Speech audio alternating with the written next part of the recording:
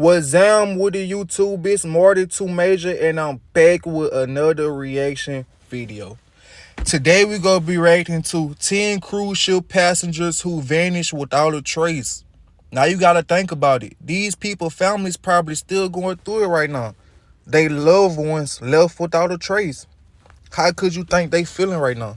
But we go dive right into it, and we ain't gonna waste no time. Let's go. Well, what's not widely known is that the industry also has a very dubious record of mysterious disappearances. Welcome to Watch Mojo, and today we're looking at 10 people who disappeared while traveling on cruise ships. I just can't believe that the international community are letting this go on, really.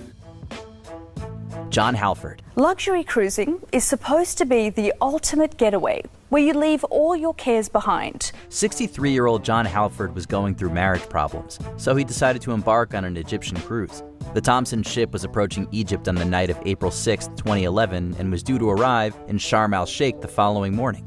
That evening, Halford packed his suitcase with gifts for his family and left it outside the door of his cabin. He then went down to the bar and was seen drinking cocktails around 11:45 that evening. He was never seen again. Halford was gone when the ship reached port the following morning, but his suitcase was still sitting outside his door.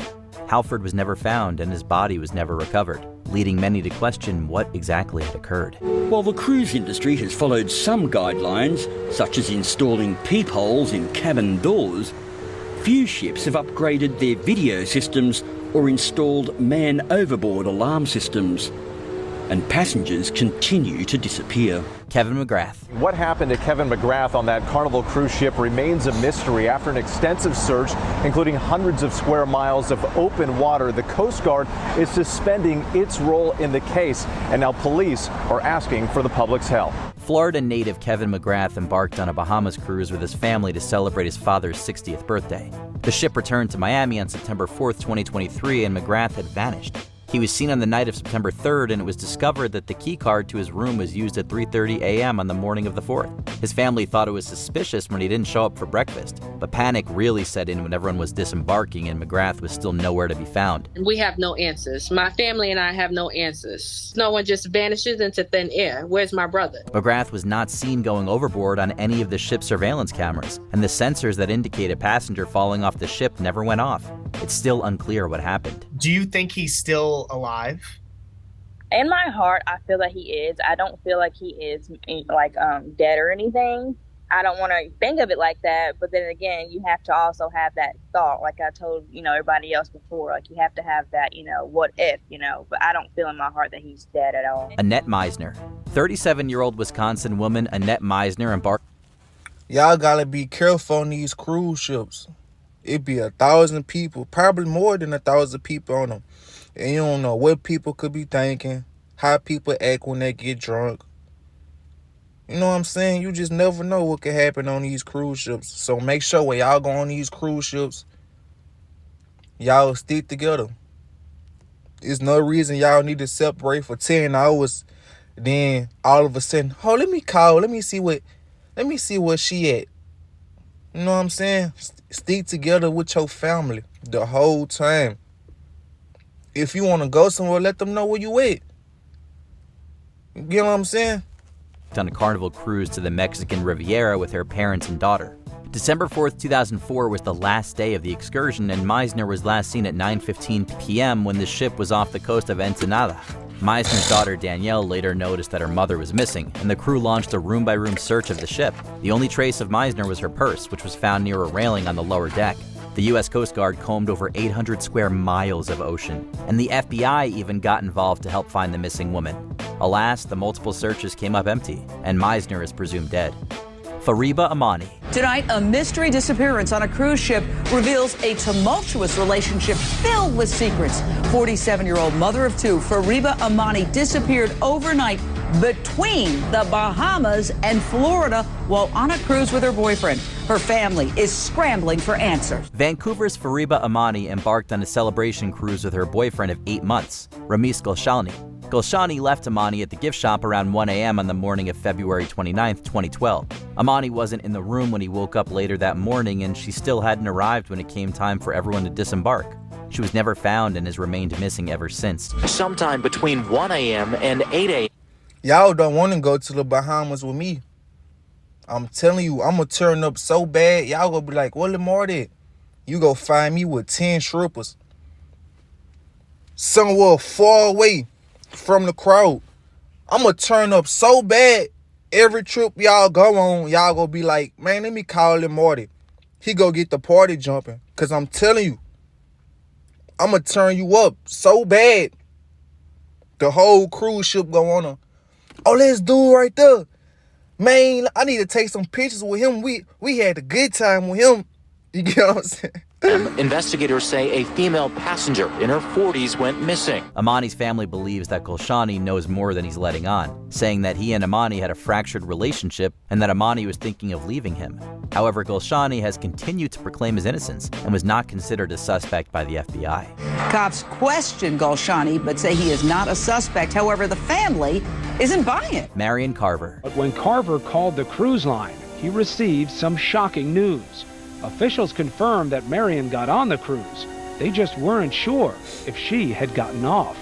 40-year-old Marion Carver boarded the Celebrity Mercury cruise on August 27, 2004, and she went missing the very next day. But what makes this story so disturbing is the cruise line's bewildering response.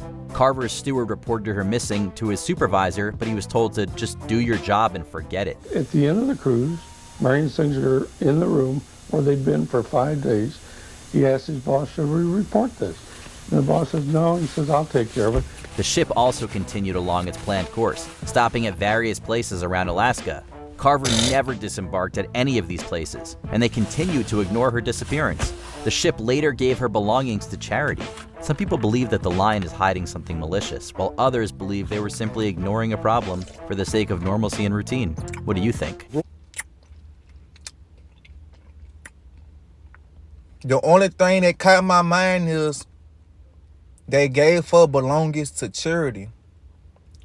What? What y'all doing giving her belongings to charity?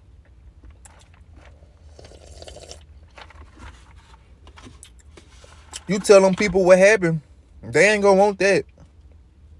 Royal Caribbean gave Marion's clothes to charity, and worst of all, told no one she was unaccounted for. Not the police, not the family. Christopher Caldwell. In July of 2004, Christopher Caldwell embarked. That is down bad. You just asking for a knuckle sandwich. Whoever on that cruise ship, the workers, y'all just asking for a knuckle sandwich. On a Mexican cruise with his fiancée. On the final night of the cruise, they hit various nightclubs and went gambling in the casino. When Caldwell's fiancée said she was going to bed, Caldwell said that he would be in shortly, but that he wanted to do a bit more gambling. She woke up at 6:30 the next morning and Caldwell was not there. Following an investigation, it was discovered that Caldwell left the casino at 2:17 a.m. and went to the promenade where a bartender saw him and reported him as being very drunk. It's presumed that Caldwell fell overboard, but this was never confirmed, and a search of the surrounding ocean brought up nothing. Hui Pham and Hugh Tran. Hugh Pham and Hugh Tran disappeared from the Carnival cruise ship Destiny, somewhere between Barbados and Aruba. Their family says that 4 hours elapsed between reports of the couple's disappearance and a call to the Coast Guard. It's not often that couples go missing on cruise ships, but it does happen, as in the case of Hui Pham and Hugh Tran. The married couple of 49 years were aboard the Carnival Destiny, traveling with their daughter and granddaughter, but they both disappeared on May 12, 2005 when the ship was traveling between Barbados and Aruba. Later that day, a ship employee found various items belonging to the couple, including their passports, driver's licenses, medication, and wallets, their credit cards still inside. A search and rescue effort was launched to look for the missing passengers, but it was called off less than 13 hours later, with the couple being presumed dead. They were both in good health, in good spirits. Most of those stories, a month later or 2 months later, everybody would forget. But because Michael was one of the, son Michael was one of the founding members of International Cruise Victim, that story is out there today and is continuing to be read. George Allen Smith IV. It is the most Agatha Christie-like of any of the big cases. 26-year-old store manager George Smith had gotten married just 11 days before he disappeared. Smith and his new wife, Jennifer Hagel, were aboard a Mediterranean cruise to celebrate their honeymoon, but tragedy struck on July 5, 2005. Unlike other entries on this list, foul play was implied. Witnesses reported hearing a scuffle in Smith's room, and blood was later found in his cabin and on the side of the ship, suggesting that he may have been attacked and thrown overboard. And it sounded to me like there was furniture or something being thrown around the room. After about 8 minutes of this, it was totally quiet. Homicide was immediately suspected, and the leading theory is that Smith was the target of a robbery that turned violent. However, Jennifer Hagel disagrees, suggesting that her husband accidentally hurt himself and fell overboard following a night of heavy drinking. My wife and I were awakened by yelling coming from the Smith cabin. This yelling sounded what I would liken to a drinking game where individuals are encouraging somebody to take shots or chug beers. Rebecca Corium. Tell us a little bit about what you know and have been able to piece together about what happened to Rebecca. The story of Rebecca Corium is an interesting one, as she was actually an employee of the cruise ship Disney Wonder. Early on March 21, 2011, Corium was captured on CCTV in the crew lounge having what appeared to be a distressing phone call. Another employee can be seen passing her and asking if she's all right, to which Corium seemingly replies, "Yeah, fine." That was the last anyone saw of her. I thought they must have it wrong or something. Something wasn't right. They just said that she was missing at sea. The official explanation is that Corium was washed overboard by a rogue wave while visiting the crew pool, but this report has been heavily criticized and security footage of the event is non-existent. Further research showed that sea conditions were normal at the time, suggesting that a rogue wave was highly unlikely. Whatever happened to Rebecca on the Disney Wonder remains a mystery. Whether she slipped and fell, jumped, or was pushed into the ocean wasn't properly investigated, and the truth may never be known. Amy Lynn Bradley. An all-American girl vanishes from a Caribbean cruise liner. Somebody saw her, somebody wanted her, and somebody took her. Back in 1998, Amy Lynn Bradley was vacationing with her family on a Royal Caribbean cruise to Curacao. Bradley and her brother partied in the ship's nightclub on the night of March 23rd, with Bradley drinking and dancing with band member Alistair Douglas. The siblings returned to their cabin around 3:30 the next morning and talked on the balcony. Bradley's father woke around 5:15 and saw her sleeping on the balcony. But when he looked again 30 minutes later, she was gone. Knowing that she was comfortable, I just decided to lay my head back down because I knew in about 20 minutes we were going to get up and go off on the island and have breakfast. But when Ron wakes up again 20 minutes later, Amy is nowhere in sight. Witnesses later reported seeing Bradley with Alistair Douglas early that morning, although he was cleared by the FBI. There have been multiple alleged sightings of Bradley over the years, with many suspecting that she had fallen into a human trafficking circle. He comes up to me, and the first thing he said was, he said, "Hey man, I'm sorry to hear about your sister." Alistair Douglas's statement triggers alarm bells with the Bradleys.